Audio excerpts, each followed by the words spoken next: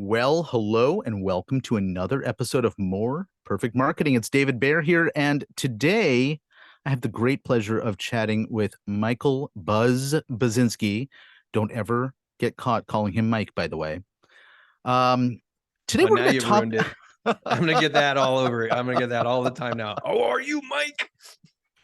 Wow. I hope you get it all the time because I hope we have more listeners on this episode than our average episode. And thanks to your presence here. But I want to talk specifically about something that we were talking briefly in the proverbial green room before I hit record.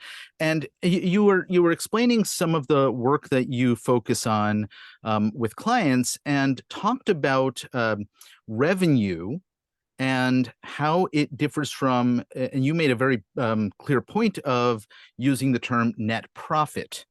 And I honed in on that because that is a conversation that I am regularly having, not just with business owners, but with marketers in general who really don't recognize that there's a difference. And anecdotally, I'm going to share a quick story about something that I experienced a week or two ago with a fellow marketer. We work in the marketing space where we are helping marketers introduce a strategic approach to marketing to the work that they're doing with their clients. And I often am met by marketers who say, "Oh, I have a 7-figure agency, an 8-figure agency." And then I start asking them, "Oh, well, that's great. Tell me about sort of the net revenue situation there. What are the margins? How is that working? I mean, you must be living the life." And I discover that surprisingly, no, in fact, they are not. They are billing out a lot of money. They are collecting a lot of money, and that money is getting reinvested in lots of things. And this is not, as you know, exclusive to marketers. Many businesses operate in this fashion. And so I'd really love to dig into this particular area a little bit deeper with you. So, Michael, welcome to the show. Thanks. So to your point, I was actually one of those guys.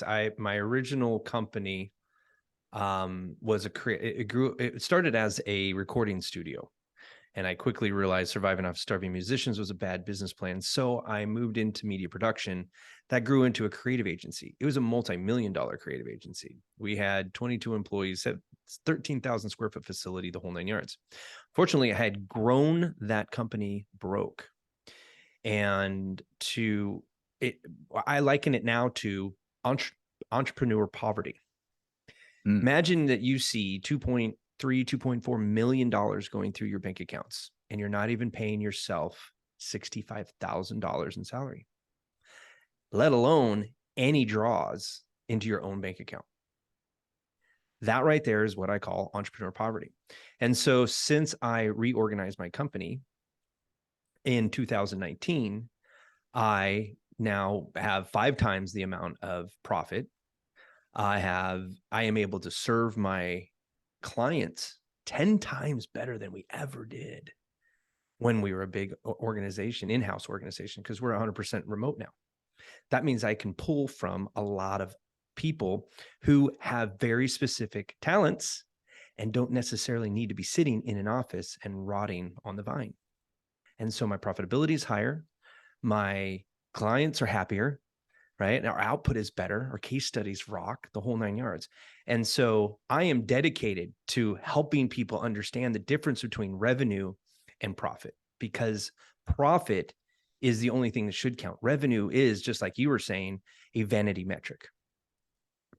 So, as you were talking about this, and I was fixated on the fact that I'm not supposed to call you Mike, but to call you Michael, you reminded me of another author, because you are, in fact, an author, a guy named Mike Michalowicz, who has a great book called Profit First. And much of his focus is really talking about what you've just been describing there. Mm-hmm. He's actually, I actually was just on the phone with him yesterday. And we both share the same passion in helping people own businesses. See, until you're profitable, you don't own anything except a job. Hmm. Because if you don't have profit, how can you step away from your business? Profit is the only thing an owner can take with them passively. Your salary you work for. And like Mike McAllis talks about, you pay your salary out of your expenses of your business and then take your draws so that when your draws get big enough to support whatever lifestyle you want, you already have budgeted your salary to give that responsibility to somebody else. Hmm. I never knew that until I read Profit First. And Profit First was the book I read immediately after my reorganization. So close in that when I was setting up my new bank accounts, I did a Profit First bank account scheme. I love it. It's awesome. And so we have a lot in common in that he is very operational in his books, and I am focused on the marketing in my books. And so it's a good synergy because we both believe that if you don't pull profit out of your company, you don't own a company. Okay, well, I love the fact that you have this this connection. I was totally unaware of that. So how wonderfully coincidental, I guess. But let's talk a little bit about how you apply these principles to marketing. You mentioned your books and the book Rule of 26, which Yes. is really focused on how do you take this concept and then apply it to the website and marketing activities to have an outcome that ultimately brings higher net revenue or higher net profit Mm-hmm. to a business. Why don't you sort of walk us through that idea and how it fits with marketing? Sure. So the rule of 26 is simply states that if you increase your unique traffic, your conversion rate, and your average revenue per client by 26% each, you'll have a compounded output of 100% more revenue. Okay. Now, in that, we focus on profitable revenue, meaning that if we take a look at something like ARCP, that's where I like to start, your average revenue per client. I, for years, discounted what I was worth, right? Mhm. And it wasn't until just a few years ago during the reorganization, I realized that if I don't charge 100% of what I'm worth, I can't deliver 100% of what I'm worth. When you discount your prices, you discount your services because you only have so much energy, time, and money to deliver them. So if you're not collecting enough to deliver 100% of your potential, you never will be able to deliver it. So are you saying there's a psychological effect to the dollars you're applying to yourself as is then sort of mirrored back in what you're doing? It can Okay. actually, in the end, it does. I mean, I mean, we can borrow off of Mike again when he talks about the fact that when you even take 1% profit and you put it in your pocket and not back into your business, there is a dopamine dump in that you've succeeded in something more than just owning a job, right? In marketing, when we look at ARCP, sometimes a lot of people say, "Well, yeah, well, you're just going to increase your prices. My prices are already so high, or I can't increase them." I'm telling you right now, you find the right clients, and you look at your service offering, and you look at how much you could be doing and adding more value, or just talking to your best clients and saying, "Am I charging you enough?" You'd be surprised at how many times if somebody, I'll use this as an example. Say you're charging $100 an hour. Okay. Nice even number. And you went to your best client and said, "You know what? What if I charged you $126 an hour? Would you leave me?" Most of your best clients won't even flinch. And some of them will even turn around and go, "I was waiting for you to actually increase your prices. I thought I was actually stealing from you." Hmm. That is a sign of your best clients.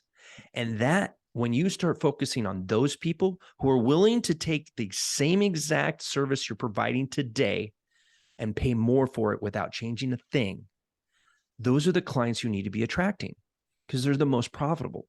And the nice thing is that you now have a type, you have a niche within your niche right? Even if you're a generalist, you can now niche in a client type. And when you do that, either in your service or in your client types, and you niche down to those, the amount of procedures you need to make your clientele happy are reduced greatly, which increases efficiency, which increases your profitability. It also decreases the amount of marketing you have to do because you take what those people are telling you that they care about. What do they value? What are their pains? What are their dreams, right? Because as service providers, we have two things that we can do. We can solve a problem or help you obtain a dream. It's the only two things. Every service does one of those two things. So if you identify which one of those are and who the perfect person that is for, all of your verbiage is now for that one niche. That means you don't have to market to the whole world. Much cheaper, much more profitable. And you're only having to talk to the people who actually connect with that message. Oh no, that means I don't have to take as many sales calls because I don't have to filter through bad leads. How much more profitable is that? And then if you take it one more step further and you go, okay, now when I'm driving traffic to this very niched message, to a very niched audience, I don't have to go everywhere looking. I just look under the rocks where those people are hiding. And how do you find them?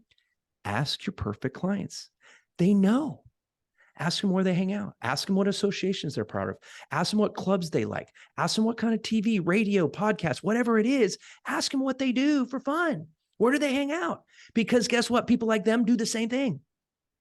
So all of that came down to just identifying who you actually like to serve. So it is psychological, but it really boils down to a lot more profit. It sounds, that was so well polished. It sounds like you've talked about this quite a lot, and I appreciate the way that you present it and the angle that you come at the focused or the niched business with, because I was starting to hear discussion of pricing strategy, and then you went in a very different direction there, talking about focus. But what I think I came away from what you just talked about with is it all fits together, right? All of these elements are critical. And so understanding, wherever you may enter the conversation, when you do it in terms of a systematic and focused approach to where you're positioning your business, you're going to touch on all of these pieces. Always. And the thing is this, all your marketing touches your sales. I was just on the phone with a sales consultant, and we were talking about the fact that all marketing does is warm up people, the right people, hopefully, to your sales process, period. So if you have good marketing, attracting the right people, how much happier is your sales staff that they don't have to weed through crap? Oh, no, not another bad lead.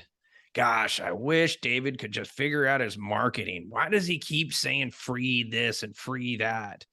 Why can't he just build value so that we can sell against value? Why can't we sell against outcome? Why does that always got to be discounted? Right? ... Mm-hmm. There is a guy, Roland Fraser. Have you ever heard of him? Yep. Yeah, Totally. So he talks about the profitability, the lack of profitability in discounting your services, right? And it comes out to where if you discount your service by like 5%, in net profit has a profound effect. So it's not just 5% less profit, it's like 15, 20% less profit, depending on what your margins are normally. And the higher your margins, the lower your margins, the higher the impact of a discount is. And people don't look at that. They just look at up the top and they go, that's just the cost of acquisition. Well, at least we got them in the door. We'll make it up in the next year, right? And 90% of them don't make it past the 12 months. And they lost all of that earning potential because they're serving people who don't appreciate you for the price that you deserve. You've introduced a couple of topics here that I want to dig a little deeper into, but I'm going to do it in the form of blatant request for free coaching, because Okay, we, that we sounds did good. we Let's did do this in it. our business, and I think you're just the guy who can sort of uh, give a little bit of feedback on what we chose to do, and also potentially point out some some areas where we may have made some errors. So we We call were them opportunities, David. opportunity, excuse me, yes, that, thank you. So we were a traditional agency. We Okay. were providing services. We were what in the local marketing world is very often the case, which is we would happen upon an opportunity, and whether we provided that service or not, we sold that service and then went to figure out how to provide it. Yep. And because we have the agility of understanding marketing principles, usually it was just learning a new channel or a new tool. Right. But as we've already discussed, this kind of work can be incredibly low margin. And one of the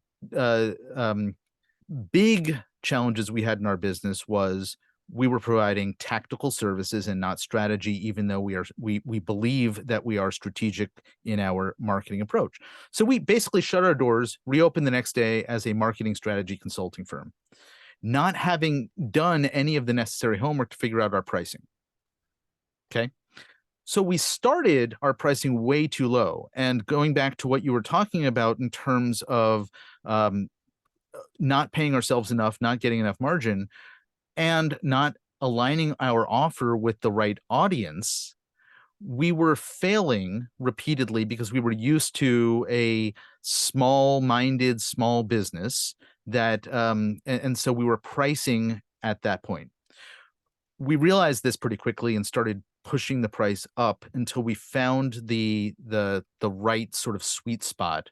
And that happened to be with financial advisors who were working at a certain level, had a desire to grow, or a need to change their approach to their lead acquisition and conversion process, and had, as we learned pretty quickly again, um, a business that fell within a certain AUM, assets under management range.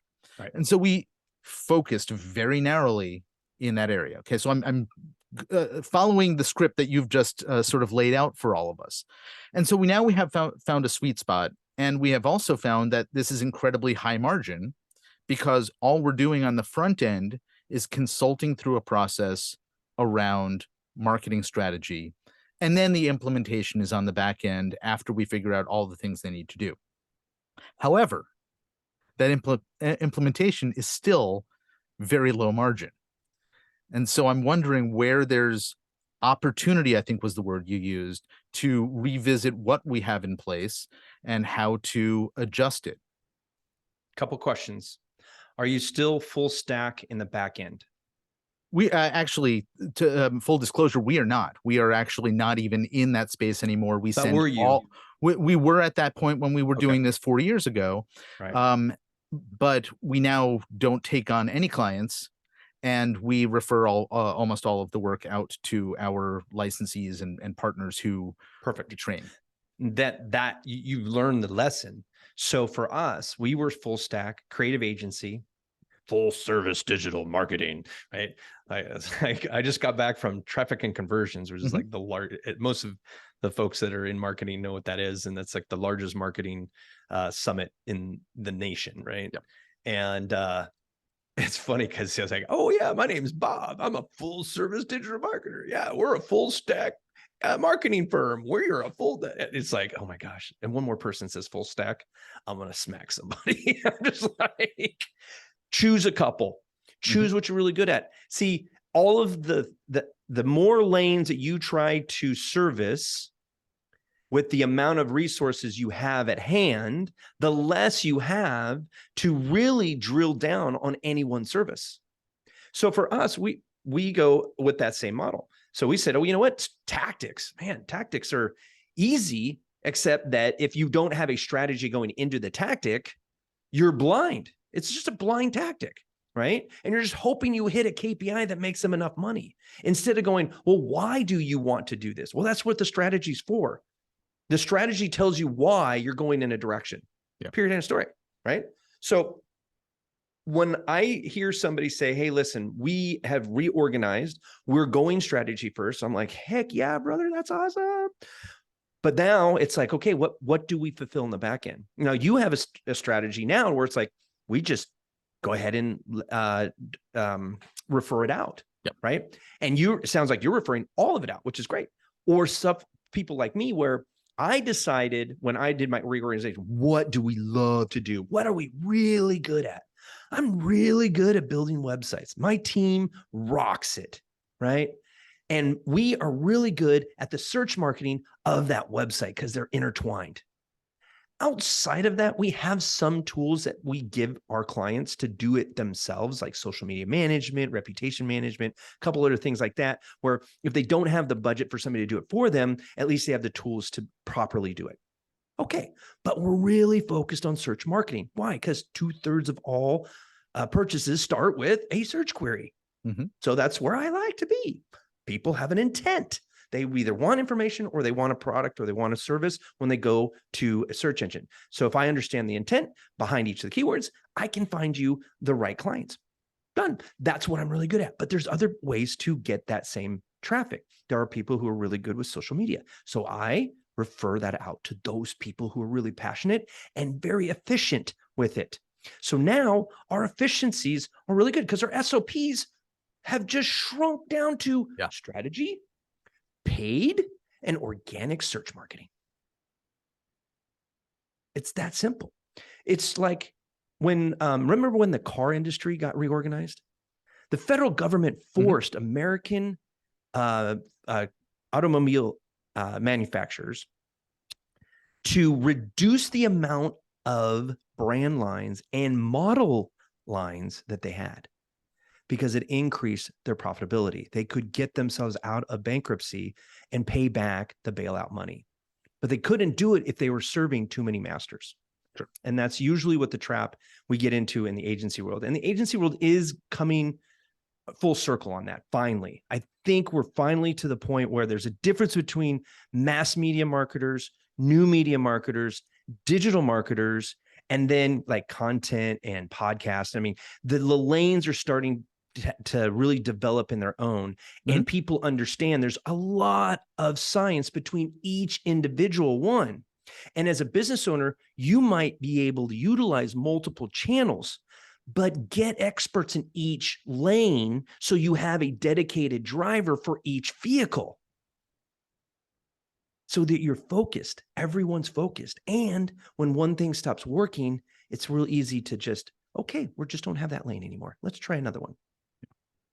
I would say, and I'm guessing this is very much the case for most other industries too, whether it's financial services or it's home services or anything else, that makes total sense. But it really helps to probably have somebody curating or advising at the forefront. Otherwise, businesses or consumers are left, trying to figure out what to do and heading over to YouTube to watch videos to figure out how do I hire the right people in the right order who have the right agenda to help me accomplish the thing I want to accomplish. That's where your strategists and your business coaches, that's where they make their money. Like that's where people come to you and I and go, listen, this is where I'm at and this is where I'd like to be. How do I get there? Strategy is just a roadmap to your objective. That's it. There's nothing else about it. But the thing is as a strategist, we have to understand enough about everything that could get in your way and understand the channels that could get you there fastest and the most efficiently to be good strategists. So most strategists are born out of full stack agencies. They're born out of being in many different channels of media in their careers. Most good strategists are not in their 20s.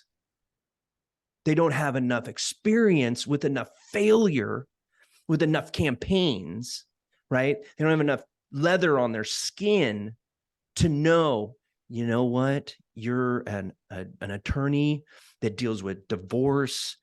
The Cartoon Network is just not your thing. right? Like it's like you have these strategists that just they've learned one or two tactics, and that's what they always try to plug everybody into.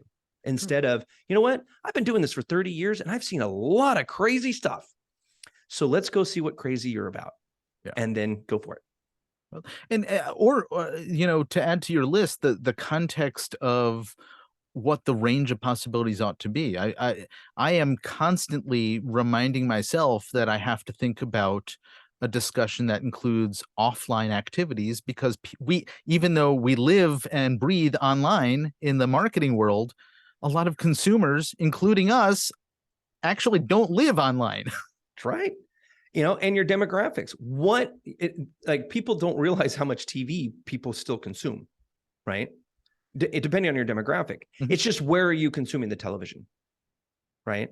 And if you're super young, it's probably going to be on YouTube. If you're not quite as young, it's probably on Hulu and Netflix and other places like that, right? As you get older, the antenna becomes a part of what you are actually watching.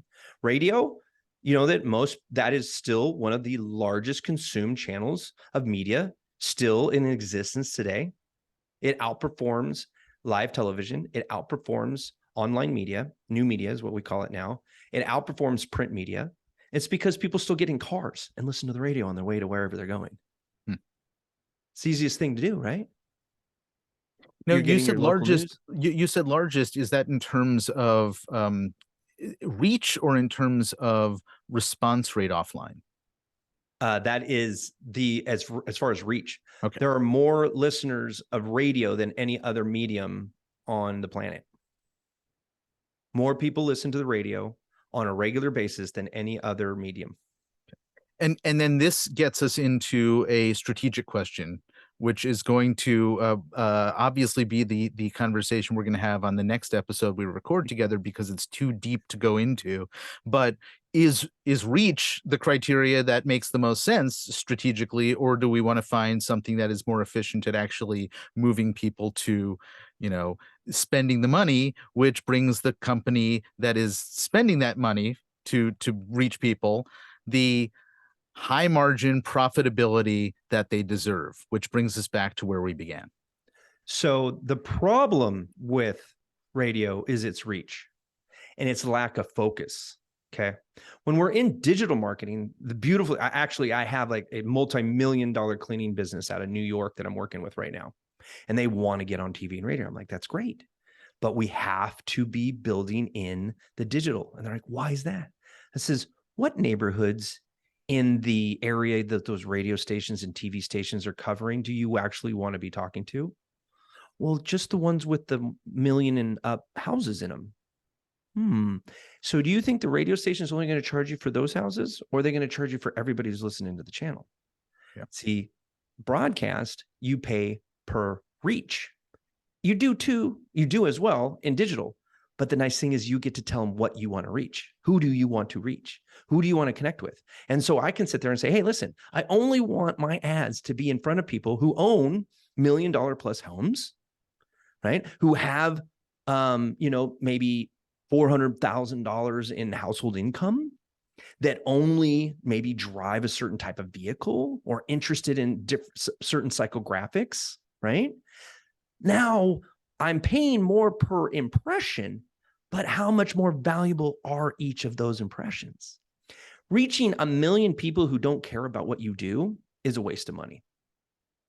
Yeah. Talking your perfect language to your perfect persona is a lot more profitable. I love that, and I love that I have found a kindred spirit halfway across the country, and I look forward to having a continuation of this conversation out of earshot of all of our listeners right now, because there's even deeper directions that I think we can go with everything that we've discussed today. But before we do wrap up, why don't you give a quick overview of the work that you are doing in your agency, and where people can find out more about both that and about the writing that you have done? Sure. So Buzzworthy Integrated Marketing is my marketing firm, and we focus on strategy, search marketing, and website development. We work specifically with home service businesses, professional service companies, and fractional firms. So that would be like a fractional CFO, fractional CMO, stuff like that. And you can read all about what we do because we have a choose your own adventure marketing firm at buzzworthy.biz. So there's that. And then the book, if you would like to read more about the Rule of 26, go to ruleof26.com. There's a link to the Amazon where you can get it in ebook or paperback. It's nice. The one thing that I've heard about it is that they love the fact that it's only 120 pages. I take all of the fluff out. We get right to the point by page 22. You get all of the other juices, all the tactics behind that strategy. I love the fact that it's a short, accessible, readable book. It is something that I regularly have conversations with my partner about the importance of actually putting something out there that people are going to read, because then they'll take action. You can impress people with a lot of pages of extra stuff, and it'll intimidate the heck out of them, and they won't touch it. So I'm looking forward to that 120 some odd pages, and I will get through it, and I'll be calling you. Sounds great. I look forward to it. Thanks for having Well, me on. indeed, Michael Buzinski, thank you so very, very much. I'm over at buzzworthy.biz right now, and I will be going down whichever rabbit hole it makes the most sense for me to go down, and I encourage our listeners to do so as well. Folks, if you've heard something, and I certainly hope you have, during this conversation that you think is worthy of sharing with somebody you know, please, by all means, do. And I look forward to having you back listening to another episode soon of More Perfect Marketing. In the meantime, I'm David Baer. Take care.